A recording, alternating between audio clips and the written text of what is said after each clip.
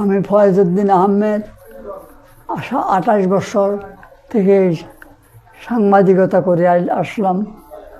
আমি চরম দুর্ভোগে ভুগতেছি, কিন্তু কেউ আমার পাশে নাই, আমাকে হেল্প করে নাই কেউ, আমাকে সহযোগিতা করে নাই কেউ।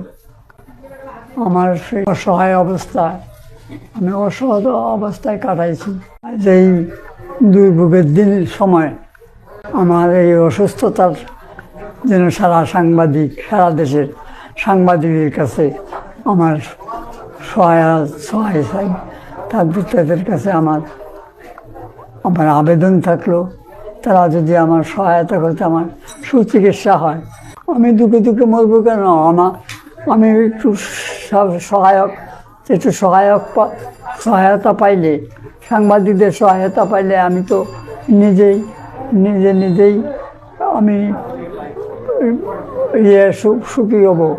আনন্দের দিন তো আর নাই, আমার আর তো আনন্দের দিন নেই। তবু যদি সাংবাদিকরা মনে করে যে না,